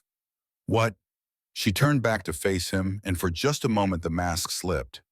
Beneath the ice, Mason saw something raw, something painful, something that looked almost like longing. "Someone who loves you without wanting anything in return." The words hung in the air between them. Mason thought of Ellie, of her small hand in his, of the way she looked at him like he was the center of the universe. He thought of his mother, who had given up her comfortable retirement to help him care for his daughter. He thought of all the people who had stood by him even when he had nothing to offer in return. And he understood, perhaps for the first time, just how impoverished Caroline Aldrich really was. "I hope you find that someday," he said quietly. "I hope someone loves you the way you deserve to be loved." Carolyn stared at him, her blue eyes wide with something that might have been shock. Then she blinked, and the mask snapped back into place. "I didn't bring you here for sentiment, Mr. Calloway. I brought you here to fulfill a contract. Shall we proceed?" Mason nodded, accepting the deflection for what it was. She wasn't ready to be seen. Maybe she would never be ready, but that was not his concern. He was here for Ellie. He was here to save his daughter. Whatever else happened was beyond his control. The rest of the day passed in a blur of medical tests and legal documents. Dr. Cole arrived at noon with a team of nurses and equipment that looked like it belonged in a hospital rather than a private home. They drew blood. They checked his heart. They asked questions about his family history, his diet, his lifestyle, his past relationships. Mason answered everything, honestly feeling more exposed with each passing hour. When the medical team finally left, the lawyers arrived. Three of them all in identical dark suits, all carrying briefcases bulging with papers. They led Mason to a formal conference room and proceeded to walk him through a stack of documents that seemed to grow taller every time he looked at it. The non-disclosure agreement was the first and most important. It stated in no uncertain terms that Mason could never reveal the nature of his arrangement with Caroline Aldrich to anyone. Not the press, not his family, not future partners, not anyone ever under penalty of financial ruin and criminal prosecution. The paternity waiver came next. It stated that Mason was voluntarily surrendering all legal rights to any child resulting from his relationship with Caroline. He would have no claim to custody, visitation, or involvement of any kind. He would be a stranger to his own offspring forever and completely. The financial agreement followed. It outlined exactly what Mason would receive in exchange for his participation. $200,000 for Ellie's surgery transferred immediately. Payment of all outstanding debts. A new apartment in a safe neighborhood. A trust fund for Ellie's future care. And a final lump sum of $1 million to be delivered upon the successful birth of a healthy child. $1 million. The number seemed unreal, impossible. More money than Mason had ever dreamed of possessing. But there was a condition. The million would only be paid if the child was born healthy and if Mason complied with all terms of the agreement. If he violated any clause, if he spoke to anyone about their arrangement, if he attempted to contact the child at any point in the future, he would forfeit everything. The surgery money would become a loan that he would be obligated to repay. The debts would be reinstated. He would be left with nothing except the knowledge of what he had done. The lawyers waited while Mason read through every page, every paragraph, every word. They answered his questions in clinical, detached tones, treating the creation of a human life like any other business transaction. Because to them, that's exactly what it was. When he finally signed the last document, his hand was shaking so badly he could barely hold the pen. The lawyers gathered their papers, shook his hand, and departed, leaving him alone in the conference room, with the weight of what he had done pressing down on his shoulders. He sat there for a long time, staring at the empty table, wondering if he had just sold his soul. That evening, Margaret showed him to a guest room on the second floor. It was larger than his entire apartment, with a king-size bed covered in silk sheets, a private bathroom with a marble tub, and a balcony overlooking the gardens. Fresh clothes had been laid out for him, expensive things in his exact size that someone must have purchased specifically for this occasion. Mason stood at the window, looking out at the estate spread before him. The sun was setting, painting the sky in shades of purple and gold, and the lights of Austin were beginning to twinkle in the distance. It was beautiful. It was perfect. And he had never felt more alone. A knock came at the door. Margaret appeared with a tray of food and the message that Mrs. Aldrich would like to see him in her study at 9 o'clock. Mason ate without tasting. He showered and changed into the new clothes. And at exactly 9 o'clock, he walked down the hallway to Caroline's study. She was sitting behind a massive desk surrounded by screens and documents and all the trappings of someone who ran an empire. When he entered, she looked up and gestured for him to close the door. "The medical results are in," she said without preamble. "You're in excellent health, no genetic markers for concern. Dr. Cole says we can begin whenever we're ready." Begin. Such a simple word for such an enormous thing. "When do you want to start?" Carolyn stood and walked around the desk, stopping a few feet in front of him. In the soft light of the study, she looked younger somehow, more vulnerable, less like a billionaire CEO, and more like a woman standing on the edge of a cliff about to jump. "The question is not when I want to start," she said quietly. "The question is whether you are prepared for what comes next." Mason met her gaze. Her blue eyes searched his face, looking for something. Doubt, fear, regret. He showed her none of those things. Because in that moment, standing in the study of a woman who had everything except the one thing she truly wanted, Mason Calloway made peace with his choice. "I'm ready," he said, and the journey that would change both their lives forever began. The first week inside Caroline Aldrich's mansion passed like a fever dream. Mason moved through rooms that seemed to stretch into infinity, ate meals prepared by chefs whose names he never learned, and slept in a bed so comfortable it felt like drowning in clouds. Every morning he woke expecting to find himself back in his cramped apartment, the whole experience revealed as nothing more than an elaborate hallucination. But every morning the silk sheets reminded him that this was real. All of it was terrifyingly real. During the days, Carolyn vanished into her world of meetings and conference calls and decisions that moved millions. She would leave before dawn and return after dark, her heels clicking against the marble floors as she passed through the house like a ghost. Sometimes Mason caught glimpses of her through doorways, phone pressed to her ear, voice sharp and commanding as she navigated whatever crisis had emerged that hour. In those moments, she seemed untouchable, unreachable, a creature from another dimension entirely. But the nights were different. The nights belonged to the arrangement. Mason had expected something clinical, mechanical, a transaction conducted with the same cold efficiency that characterized everything else in Carolyn's world. He had prepared himself to be used and discarded, a tool for achieving an objective rather than a person to be considered. What he found instead was something far more complicated. The first night Caroline came to him in her bedroom, she wore a black silk robe that fell to her knees, her blonde hair loose around her shoulders, her feet bare against the thick carpet. Without the armor of her business suits and severe hairstyles, she looked almost fragile, almost human. She stood in the doorway for a long moment, watching him with those unreadable blue eyes. Mason sat on the edge of the bed, his heart pounding so hard he was certain she could hear it from across the room. "You don't have to be nervous." Her voice was softer than he had ever heard it. "This is a business arrangement. Nothing more." "I know what it is." "Then why do you look at me like you're afraid I might break?" Mason considered the question. The truth was complicated. He was not afraid of Caroline. He was afraid of himself, afraid of what he was about to do, afraid of the line he was about to cross and the person he might become on the other side. "Maybe because I think you might." Something flickered in her eyes, surprise perhaps, or recognition. She crossed the room slowly and sat beside him on the bed, close enough that he could smell her perfume. Roses and something darker. Autumn leaves and distant memories. "I have survived things that would destroy most people, Mason. I have been betrayed by everyone I ever trusted. I have buried my mother, watched my father become a shell of himself, lost 2 pregnancies that I wanted more than anything in the world."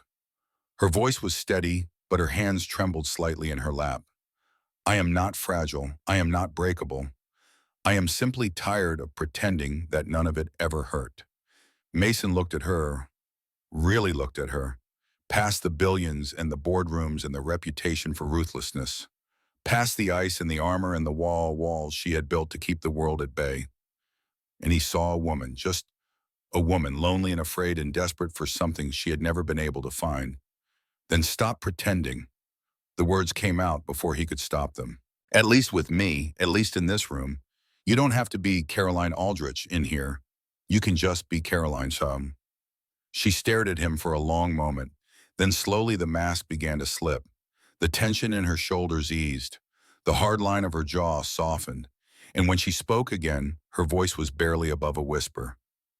"I don't remember how." "Then let me help you remember." That night, something shifted between them. It was not love. Mason knew the difference between love and whatever this was. Love was what he felt for Ellie, the bone-deep devotion that would have made him walk through fire to keep her safe. This was something else, something stranger. A connection forged in mutual desperation, 2 drowning people clinging to each other in the darkness. But it was real, and in the hollow emptiness of Caroline's mansion, real was more than either of them had expected to find. The days fell into a rhythm. Every morning, Mason video called Ellie at the hospital. She had been transferred to a private room at St. David's, the best facility in Austin, with round-the-clock nursing care and every comfort money could buy. The surgery was scheduled for the end of the month. Until then, she was being monitored and stabilized, her tiny body prepared for the ordeal to come. "Daddy, my room has a TV that goes on the ceiling." Ellie's voice bubbled with excitement through the phone speaker. "And the nurse brings me ice cream every day. Chocolate chip is my favorite." "That sounds amazing, sweetheart. Are you being good for Grandma?" "The best. She tells me stories about when you were little. Did you really fall in a mud puddle at your 5th birthday party?" Mason laughed, the sound strange in the cavernous silence of the mansion. "That was supposed to be a secret. Grandma says there are no secrets in families, only stories waiting to be told." The words echoed in Mason's mind long after the call ended. Secrets. His entire life had become a secret now. The mansion he lived in, the woman he slept beside, the arrangement that was paying for Ellie's survival. None of it could ever be spoken aloud. He wondered if Ellie would understand when she was older. He wondered if she would forgive him. The weeks passed. Caroline's schedule remained brutal, but she began carving out small pockets of time for something other than work. A dinner eaten together instead of at her desk. A walk through the gardens in the fading evening light. Conversations that stretched past midnight, covering everything from childhood memories to political philosophy to the best way to cook a perfect steak. Mason learned things about her that contradicted everything the rumor said. She was not cold, she was guarded. She was not ruthless. She was efficient. She was not incapable of feeling. She had simply learned to hide her feelings so deeply that even she sometimes forgot they existed. And Carolyn learned things about him. About his father, the mechanic who taught him that a man's worth was measured in calluses and character. About his mother, the quiet force who held the family together through every storm. About Dana, the woman he had loved and lost and still couldn't bring himself to hate despite everything she had done. You should hate her. Carolyn's voice was matter of fact as they sat together one evening in the library. She abandoned your daughter. She betrayed your marriage. She left you to carry everything alone. Hating her won't change anything.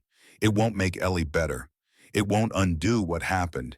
It would just be another weight to carry, and I'm already carrying enough. Carolyn turned to look at him, her expression unreadable. You are a very strange man, Mason Calloway. So you keep telling me. Most people in your position would be consumed by bitterness. They would rage against the unfairness of it all. They would demand that the universe acknowledge their suffering. And what would that accomplish? The universe doesn't care about fairness. It doesn't care about suffering. It just is. The only thing we can control is how we respond to it.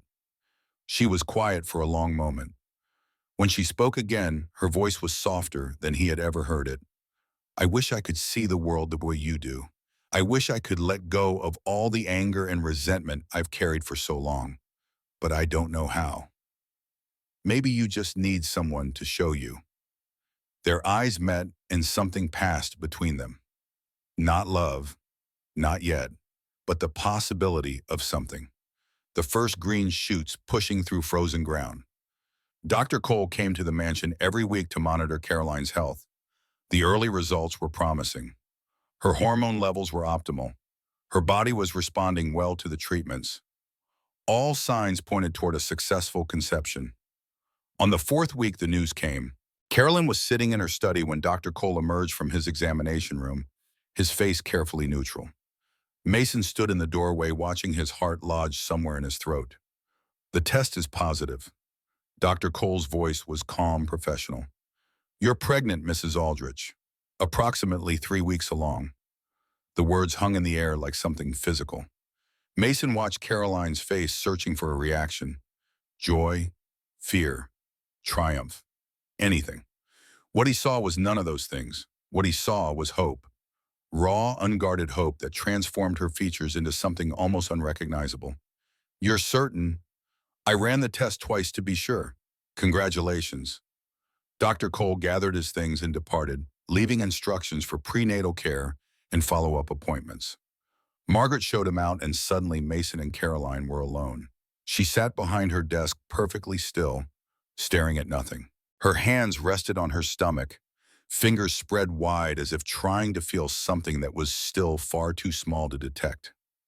It worked. Her voice was barely audible. After everything, after all the failures, it actually worked. Mason crossed the room and knelt beside her chair, taking her hand in his. Her skin was cold, her fingers trembling. How are you feeling? Terrified. The word came out as a whisper. Happy, confused, all of it at once. That sounds about right. She turned to look at him, and for the first time since they met, there were tears in her eyes. Not tears of sadness, tears of something far more complicated. I don't know how to do this, Mason. I don't know how to be a mother. I never had a model for it. My own mother died when I was 12. My father was always working. I raised myself, essentially. How am I supposed to raise someone else? The same way everyone does, one day at a time, one mistake at a time, learning as you go. What if I fail? What if I'm terrible at it? What if I damage this child the way I was damaged? Mason squeezed her hand. Then you'll try again, and again, and again. That's what being a parent is. Failing and trying and failing and trying until somehow, miraculously, you get something right. Carolyn stared at him, her blue eyes searching his face. Will you help me? The question caught him off guard. This was not part of the arrangement.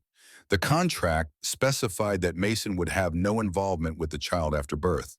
He was supposed to disappear, vanish into his new life with his $1 million and his healthy daughter and his clean conscience. But looking at Caroline now, seeing the fear and hope warring in her eyes, Mason knew he could not simply walk away. Whatever had begun between them had grown into something larger than a business transaction, something that could not be reduced to contracts and signatures and legal terms. I'll help you however I can, for as long as you need me. She did not smile. Carolyn Aldrich did not smile easily, but something in her expression softened, and she nodded once, accepting his promise for what it was. The following weeks brought changes that neither of them anticipated. Carolyn's pregnancy progressed smoothly, but her absence from the office did not go unnoticed. The board of directors, those old men who had worked with her father and resented taking orders from his daughter, began to ask questions. It started with small things: rescheduled meetings, declined invitations, the occasional email that went unanswered for longer than usual. But small things had a way of becoming large things in the corporate world, and soon the whispers began. Something's wrong with Aldrich. She's losing her edge. Maybe it's time for new leadership. The loudest voice belonged to Henderson Pierce, the vice chairman of the board. He was 63 years old, silver-haired and silver-tongued, with the easy charm of a man who had spent his entire life getting exactly what he wanted. He had been William Aldrich's closest friend and advisor. He had expected to run the company himself when William fell ill. Instead, he had been forced to watch a 26-year-old girl take the reins, and 15 years of resentment had done nothing to dull his ambition. Henderson came to the mansion one afternoon unannounced and uninvited. Margaret showed him to the sitting room where Caroline was reviewing documents, and Mason watched from the hallway as the older man settled into a chair with the casual confidence of someone who believed he owned the space. "Carolyn, my dear, you look well." "Henderson, I wasn't expecting you." "I know, that's rather the point." He crossed his legs and smiled, but there was no warmth in it. "The board is concerned. You've missed 3 meetings in the past month. Your response times have slowed. There are rumors circulating about your health." "My health is fine." "Is it because the Caroline I know would never let anything interfere with her work? The Caroline I know would crawl through broken glass to make a board meeting." "Something has changed, and as vice chairman, I have an obligation to understand what." Caroline's expression remained neutral, but Mason could see the tension in her shoulders, the slight whitening of her knuckles as she gripped the armrest. "I appreciate your concern, Henderson, but I assure you everything is under control." "Is it because I've heard some interesting things lately about visitors to this mansion, about medical equipment being delivered, about a certain janitor from the headquarters who seems to have disappeared from his position right around the time you started acting strangely?" Mason's blood ran cold. Henderson knew, or suspected enough to be dangerous. Caroline's face betrayed nothing. "I'm not sure what you're implying." "I'm not implying anything, my dear. I'm simply observing and asking myself what could possibly cause the most driven woman I know to suddenly become so distracted." He leaned forward, his smile sharpening into something predatory. "If there's something you want to tell me, Caroline, now would be the time, before the rest of the board starts asking the same questions I'm asking." The silence stretched between them like a wire pulled taut. Mason held his breath, waiting. Then Caroline stood, her movement smooth and controlled, and walked to the window. When she turned back to face Henderson, her expression was ice. "The only thing I want to tell you, Henderson, is that I am the CEO of Aldrich Holdings. I own 52% of this company. Whatever changes you think you have observed, whatever rumors you have heard, whatever theories you've concocted, none of them matter. Because at the end of the day, I answer to no one. Not the board, not the shareholders, and certainly not you." Henderson's smile flickered but did not fade. "Of course, my dear. I meant no offense. I simply wanted to express the board's concerns and offer my support during what is clearly a difficult time." "Your support is noted. Margaret will show you out." He rose, straightening his jacket, his eyes never leaving Caroline's face. I hope you know what you're doing, Caroline. Your father would be devastated to see everything he built torn apart because of poor judgment. My father taught me to trust no one who offers unsolicited advice, particularly those who stand to benefit from my failure. Henderson's eyes hardened for just a moment before the mask of civility slipped back into place. We'll speak again soon, I'm sure, Merton. Take care of yourself. He left, and the mansion fell silent. Carolyn remained at the window, her back to the room, her shoulders rigid with suppressed tension. Mason stepped into the sitting room. He knows something. He suspects, which is almost worse. She turned to face him, and for the first time he saw fear in her eyes. Henderson has been waiting 15 years for an opportunity to take this company from me. If he finds out about the pregnancy, about you, about any of this, he'll use it to destroy me. What can we do? I don't know. She pressed a hand to her stomach, the gesture now automatic. I've spent my entire adult life controlling every variable, anticipating every threat, staying 3 steps ahead of everyone who wanted to see me fail. But this, she shook her head, this I cannot control. This is bigger than business strategies and legal maneuvering. This is my life. This is everything. Mason crossed the room and took her hands in his. Then we'll figure it out together. Whatever Henderson is planning, whatever the board is scheming, we'll face it together. You're not alone anymore, Caroline. Remember, she looked at him, her blue eyes glistening. I'm not used to having someone stand with me. Everyone I've ever trusted has either left or betrayed me. Then get used to something new. The surgery came on a Tuesday. Mackenzie sat in the waiting room of St. David's Hospital, his leg bouncing with nervous energy, his eyes fixed on the doors that led to the operating theater. Lorraine sat beside him, her trembling hand clasped in his, her lips moving in silent prayer. They had been there for 3 hours already. The surgery was supposed to take 6 to 8, depending on complications. The doctors had explained everything in detail, the risks and probabilities and potential outcomes, but none of it mattered now. All that mattered was the little girl behind those doors, her chest cut open, her broken heart laid bare. Carolyn had wanted to come. She had insisted actually, despite the risk of being seen, despite the questions it might raise. But Mason had convinced her to stay at the mansion. The last thing Ellie needed was the stress of a stranger in the waiting room, and the last thing Caroline needed was to be photographed at a children's hospital while visibly pregnant. So she waited at home, sending texts every hour asking for updates, and Mason sat in the sterile waiting room with his mother, watching the clock tick away the longest day of his life. She's going to be okay. Lorraine's voice was thin but steady. She's a fighter, that girl, just like her daddy. I know, Mom, I know. But knowing and believing were different things. Mason had spent so long preparing for the worst that he had forgotten how to hope for the best. Every good thing in his life had been followed by something terrible. Every moment of joy had been cut short by tragedy. He was afraid to let himself believe that this time might be different. The hours dragged on. Nurses came and went, their faces carefully neutral, offering no information beyond the standard reassurances. Everything is proceeding normally. The doctors are doing their best. We'll let you know as soon as there's news. At the 5-hour mark, Mason's phone buzzed with a message from Caroline. Any word? Nothing yet. Still waiting. A pause. Then another message. I'm thinking of her. And of you. Mason stared at the words, feeling something shift in his chest. Caroline Aldrich, the Ice Queen of Texas, was she all? The woman who had reduced the creation of life to a business contract was sitting at home thinking about his daughter. Thank you, he typed back. That means more than you know. At the 7-hour mark, the doors finally opened. Dr. Morrison emerged, still wearing his surgical scrubs, his face lined with exhaustion, but carrying something that looked almost like a smile. Mr. Calloway. Mason was on his feet before the words finished, leaving the doctor's mouth. How is she? Is she okay? Did something go wrong? The surgery was successful. The words hit Mason like a physical force. His knees buckled, and he would have fallen if Lorraine hadn't grabbed his arm. Successful, the defects have been repaired.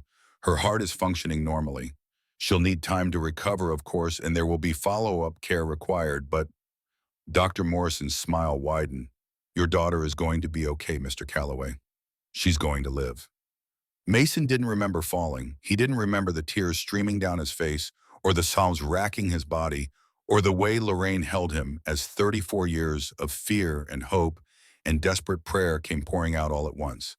All he knew was that Ellie was alive. His daughter was alive. The nightmare that had consumed him for 4 years was finally miraculously over. He called Caroline from the hospital corridor, his voice still shaking, his words tumbling over each other in his haste to share the news. She made it. The surgery was successful. She's going to be okay. Silence on the other end. Then so quietly he almost missed it, the sound of Caroline crying. I'm so happy for you, Mason. I'm so happy for both of you. Thank you for everything, for the surgery, for the doctors, for all of it. I can never repay you. You already have. Her voice was thick with emotion. You've given me something I never thought I would have. A chance at a future, a reason to hope. That's worth more than any amount of money. Mason closed his eyes, feeling the weight of the past months settle around him like a blanket. So much had happened. So much had changed. He had entered Caroline's world as a desperate father willing to do anything to save his child. He was leaving it as something else entirely, something he didn't yet have a name for. I should go. They're letting me see her soon. Of course. Give Ellie my love. Tell her. Carolyn hesitated. Tell her that a friend is thinking of her. I will. He ended the call and walked back to the waiting room where his mother was already gathering their things. In a few minutes, they would be allowed into recovery. In a few hours, Ellie would open her eyes. And in a few days, if everything continued to go well, she would come home. Home. The word felt different now. Heavier. More complicated. Because Mason was no longer sure where home was, or who he was supposed to be, or what would happen when the contracts expired and the arrangement ended and real life came crashing back in. But those were problems for another day. Right now, in this moment, his daughter was alive. His daughter was going to grow up. His daughter was going to have a future. And that was enough. For now, that was more than enough. The recovery room smelled of antiseptic and hope. Mason sat beside Ellie's bed, watching the monitors track each heartbeat with steady green lines that meant everything was working. Everything was healing. Everything was finally impossibly going to be okay. Ellie had woken twice since the surgery. The first time she managed only a groggy smile before the sedatives pulled her back under. The second time she reached for Mason's hand and whispered something that sounded like "Daddy" before her eyes fluttered closed again. Both times Mason felt tears streaming down his face. Both times he made no effort to stop them. Lorraine had gone home to rest, promising to return in the morning with fresh clothes and Ellie's favorite stuffed rabbit. The hospital had offered Mason a cot in the corner of the room, but he couldn't bring himself to sleep. Every time he closed his eyes, he saw Ellie on that operating table, her small chest open, her fragile heart exposed to the cold fluorescent lights. The image would haunt him for years to come, but it was a small price to pay for the gift of watching her breathe. His phone buzzed with another message from Caroline. How is she sleeping peacefully? Doctors say everything looks good. I'm glad. Get some rest yourself. You need it. Mason smiled at the screen, Caroline Aldrich ordering him to take care of himself. The woman who worked 20-hour days and survived on coffee and willpower was lecturing him about rest. The irony was not lost on him. I'll try. How are you feeling? A pause, then nauseous, exhausted, terrified. Normal pregnancy symptoms, apparently. Mason typed back, "Welcome to parenthood." The response came quickly. I'm beginning to understand why people find it so overwhelming. He set the phone aside and turned back to Ellie. Her color was better than it had been in months. The grayish pallor that had haunted her skin was fading, replaced by the faintest hint of pink. Her breathing was steady, no longer the labored gasps that had kept him awake so many nights. She looked peaceful. She looked healthy. She looked like a child with a future. The days that followed blurred together in a haze of hospital routines and incremental progress. Ellie grew stronger with each passing hour. She graduated from the recovery room to a regular ward from intravenous fluids, to solid food from lying flat on her back, to sitting up and demanding cartoons. The nurses adored her, the doctors marveled at her resilience. And Mason sat beside her through all of it, reading stories and playing games and making up for all the moments he had missed while working night shifts at Aldrich Holdings. Daddy, when can I go home? The question came on the fifth day, delivered with the impatience of a 6-year-old who had grown tired of hospital beds and institutional meals. Soon, sweetheart, the doctors want to make sure you're completely healed first. But I feel fine. My chest doesn't even hurt anymore. That's the medicine talking. You need to let your body rest. Ellie crossed her arms and pouted a gesture so perfectly normal that Mason had to fight back tears. A week ago, she barely had the strength to lift her head. Now she was arguing about discharge dates and complaining about hospital food. The transformation was nothing short of miraculous. Will I have to come back? To the hospital, I mean. Sometimes, for checkups, the doctors want to make sure your heart stays healthy. But no more surgery. No more surgery, baby. That part is over. She considered this for a moment, her blue eyes serious. Good. I didn't like being asleep for so long.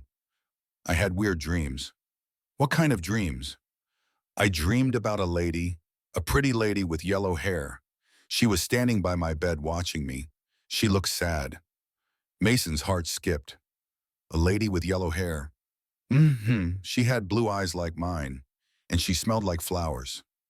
Caroline. Somehow impossibly, Ellie had dreamed about Caroline, a woman she had never met, a woman whose existence she couldn't possibly know about. Did the lady say anything? Ellie shook her head. She just watched, and then she put her hand on my chest right here. She pointed to the bandage covering her incision, and she said something really quiet. I couldn't hear it, but I think she was praying. Mason sat in stunned silence. He didn't believe in supernatural connections or mystical bonds between strangers. He was a practical man who dealt in concrete realities. But hearing his daughter describe the woman whose money had saved her life, the woman who was carrying his child, the woman who waited at home sending hourly messages asking for updates, it shook something loose inside him. That sounds like a nice dream, sweetheart. It was. I felt safe when she was there. Ellie yawned, her energy fading. Daddy, is the yellow-haired lady real? Mason brushed a strand of hair from her forehead. Get some sleep, princess. We can talk about it later. She nodded and closed her eyes asleep within seconds. Mason sat beside her, staring at the wall, wondering what it meant. Wondering if it meant anything at all. Ellie was discharged on the 8th day. The doctors provided detailed instructions for her recovery medications to take activities to avoid warning signs to watch for. A home health nurse would visit 3 times a week to monitor her progress. Follow-up appointments were scheduled for the next 6 months. Everything was organized, planned, accounted for. The new apartment was waiting for them. Caroline had arranged everything while Mason was at the hospital. A 2-bedroom unit in a quiet neighborhood near good schools, fully furnished and stocked with groceries. The rent was paid for a year in advance. A trust fund had been established in Ellie's name, enough to cover her medical care and education through college. Everything Mason had dreamed of during those desperate nights of cleaning office floors was suddenly impossibly real. He carried Ellie through the front door and set her gently on the couch. She looked around with wide eyes, taking in the clean walls and new furniture, and the window that looked out onto a tree-lined street instead of a garbage-strewn alley. This is our new home. This is our new home. It's so big. She bounced slightly on the cushions, testing their softness. And it smells nice, like lemons. Lorraine emerged from the kitchen where she had been organizing the supplies the moving company had delivered. Welcome home, sweetheart. What do you think? I love it, Grandma. Can I have the room with the purple walls?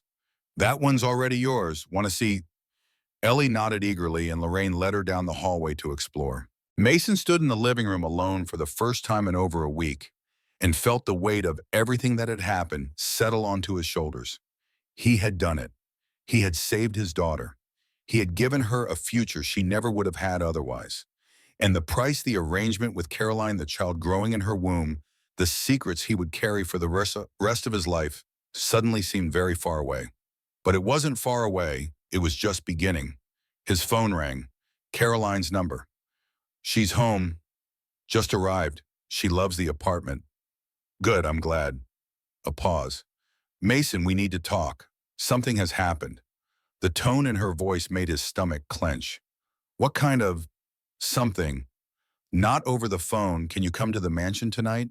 After Ellie is settled. Of course. Is everything okay? Is the baby? The baby is fine. This is about Henderson and the board. Another pause longer this time. He's making his move, Mason, earlier than I expected. Mason closed his eyes. The brief moment of peace of normalcy was already ending. Reality was reasserting itself with brutal efficiency. I'll be there by 8. Thank you. And Mason, be careful. Henderson has people watching. Don't let anyone follow you. The call ended and Mason stood in his beautiful new apartment, surrounded by the evidence of Caroline's generosity, and wondered how much longer any of it would last. The drive to Westlake Hills took 40 minutes through evening traffic. Mason borrowed his mother's car, a practical sedan that wouldn't attract attention, and took a circuitous route, watching his mirrors for any sign of surveillance. He felt ridiculous, like a character in a spy movie, but Caroline's warning had been serious. Henderson Pierce was not someone to underestimate. The mansion looked different in the failing light, shadows pulled in corners that had seemed bright and welcoming during the day. The windows glowed with warm light, but there was something fortress-like about the high walls and iron gates. This was a place built for defense as much as comfort, a sanctuary against a hostile world. Margaret met him at the door and led him to Caroline's study without a word. The housekeeper's face was drawn, her movements more hurried than usual. Something had changed in the household, something that had everyone on edge. Caroline was standing by the window when he entered, her silhouette stark against the darkening sky. She had changed since he last saw her. Not physically, it was too early in the pregnancy for that, but something in her posture. The rigid control that usually defined her seemed to have cracked. Her shoulders slumped slightly. Her hands, usually so steady, fidgeted with the edge of her sleeve. Thank you for coming. Mason crossed the room to stand beside her. Oh, what happened? She turned to face him, and he saw exhaustion in her eyes. Deep, bone-weary exhaustion that went beyond physical tiredness. Henderson called an emergency board meeting for next week. He's claiming concerns about my leadership, my absences, my declining engagement with company affairs. She laughed bitterly. He's spinning a narrative that I'm losing control, that the company needs stable leadership during uncertain times, that the shareholders deserve someone who can give them their full attention. Can he actually do anything? You own 52%. I own 52% of the shares. But the board has broad authority over day-to-day operations. They can't remove me outright, but they can make my life very difficult. They can challenge my decisions, slow down initiatives, create enough chaos to spook the shareholders and tank the stock price. And if the stock price tanks, Caroline's jaw tightened. Some of my shares are held as collateral against company loans. If the price drops far enough, those loans get called in. I would have to sell shares to cover them. And if I sell enough shares, you lose majority control. Exactly. Henderson has been planning this for 15 years. He knows exactly which pressure points to hit. She moved to her desk and picked up a folder thick with documents. But that's not the worst of it. Mason took the folder and opened it. Inside were photographs, surveillance photographs, of him entering the mansion, of him walking through the gardens with Caroline, of a black Mercedes picking him up from his old apartment building. He knows about me. He knows someone is here. He doesn't know who yet or why, but he's digging. He has investigators following every lead, turning over every stone. Caroline's voice was hard controlled, but Mason could hear the fear beneath it. If he finds out about the pregnancy, about our arrangement, he'll use it to destroy me. He'll paint me as unstable, desperate, willing to buy a child from a janitor, rather than running my company properly. Would people believe that? People believe what they want to believe, and Henderson is very good at shaping narratives. She sat down heavily in her chair. I've spent my entire adult life building this company, protecting it, sacrificing everything for it.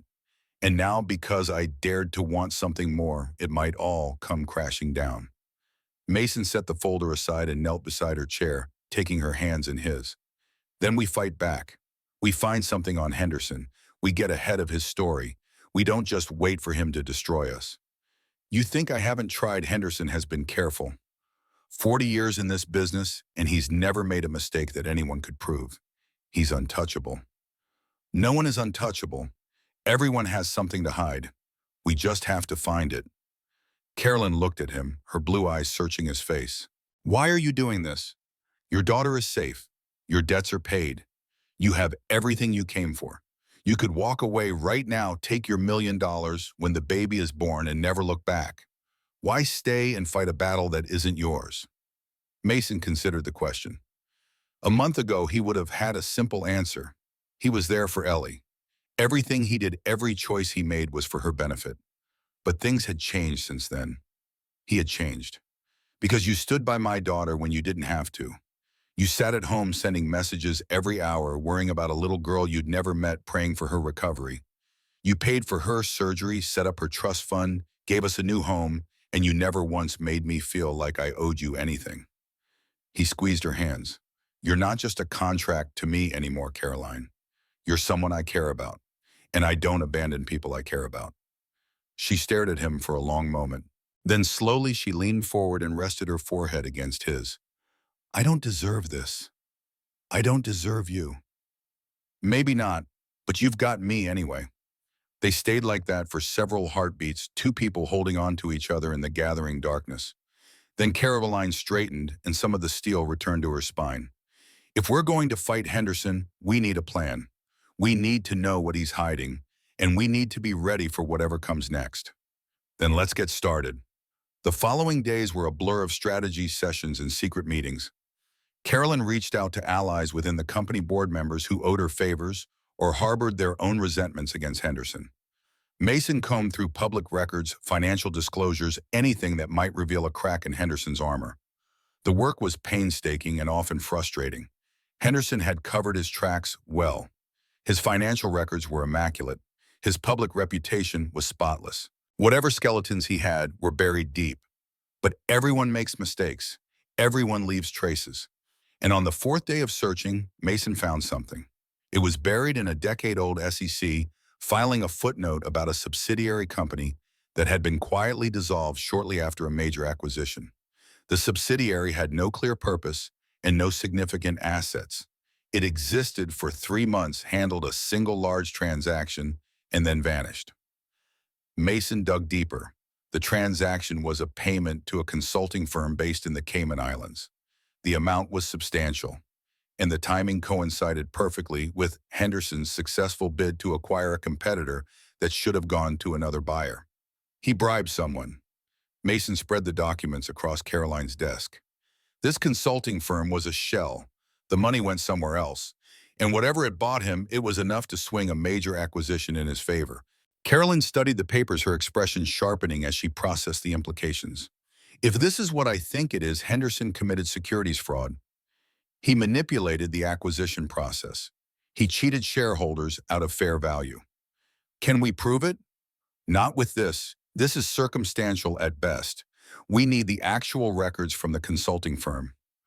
We need to trace where the money went. And how do we get those? Carolyn leaned back in her chair, a thin smile crossing her face. I know someone, a former federal prosecutor who now handles private investigations for clients who can afford his rates. If anyone can follow this trail, it's him. She picked up the phone and dialed. The conversation that followed was brief and cryptic, conducted in the shorthand of people who had done business before. When she hung up, the smile had grown. He'll have answers within the week.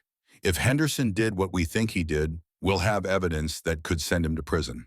In the board meeting, we delay, we stall, we buy time until the investigation is complete. She stood and walked to the window, looking out at the city lights.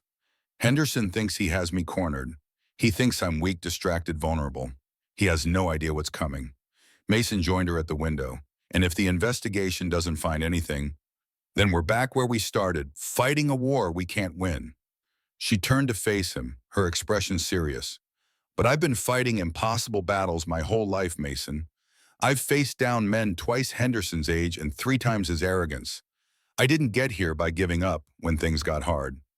She placed a hand on her stomach where the first subtle curve of pregnancy was beginning to show. I have too much to lose now. This child, this company, this chance at something I never thought I would have. Her eyes met his. I will not let Henderson Pierce take any of it from me. The week that followed was the longest of Mason's life. He divided his time between Ellie's recovery and Caroline's crisis, shuttling between his new apartment and the mansion, trying to be present for both of the people who needed him. Ellie continued to improve. Her energy returned in bursts longer each day as her body adjusted to its newly repaired heart. She started asking questions about the apartment, about the mysterious benefactor who had paid for everything, about why their lives had suddenly changed so dramatically. Mason answered as honestly as he could without revealing the full truth. A kind person helped us.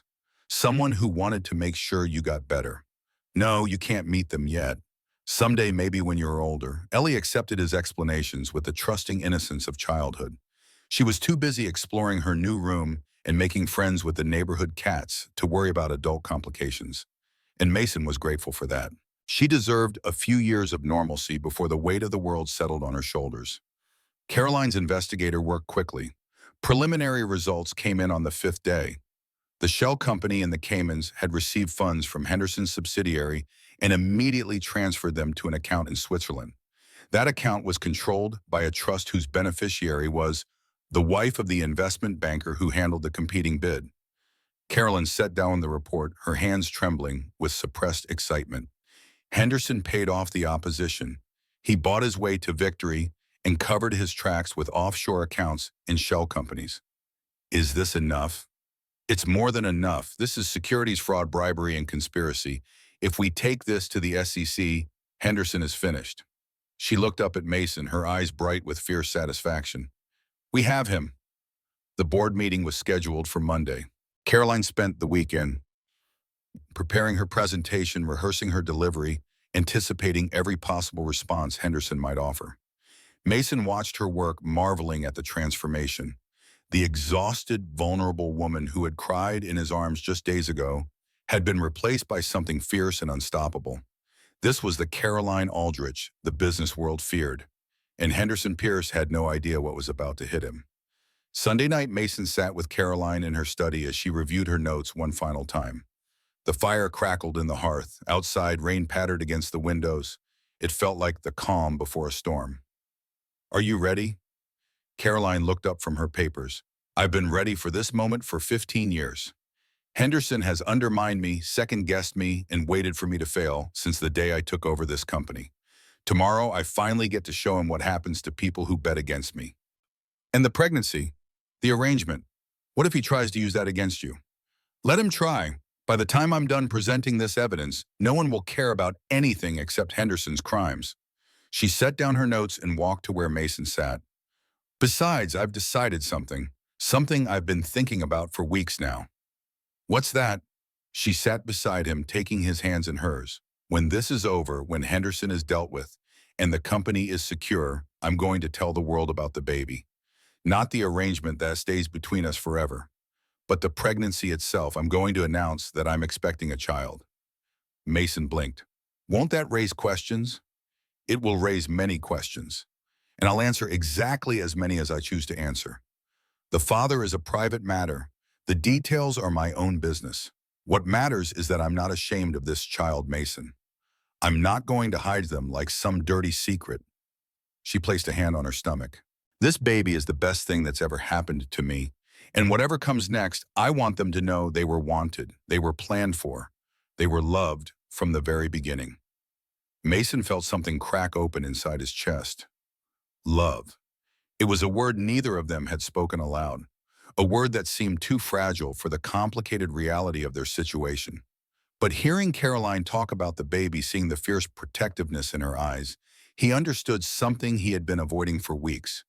He was falling in love with her, not the transaction, not the arrangement, her, the woman behind the billions and the boardrooms, the woman who ate instant noodles at midnight because she never learned to cook, the woman who kept her mother's teddy bear in her bedside drawer, the woman who was terrified of becoming a parent but refused to let that fear stop her. He was falling in love with Caroline Aldrich, and he had no idea what to do about it. Whatever happens tomorrow, he said quietly, I want you to know something. This arrangement, this deal, we made it started as business, but it became something else, something I don't have a name for yet. Carolyn met his eyes, and for a moment the mask dropped completely. I know. I feel it too. What do we do about it? I don't know. She laughed softly, a sound he had rarely heard from her. I've spent my whole life knowing exactly what to do, having a plan for every contingency. And now with you, I have no plan at all. I'm just living, feeling, taking each day as it comes. Is that so bad? It's terrifying. She leaned her head against his shoulder. But it's also the most alive I've felt in years. They sat together in the firelight, two people on the edge of something new, something fragile, something neither of them fully understood. Tomorrow would bring battles and confrontations and the uncertain future of an empire. But tonight, in this moment, there was only the warmth of the fire and the sound of rain and the quiet miracle of two hearts learning to beat together. Tomorrow would take care of itself. Tonight was for them.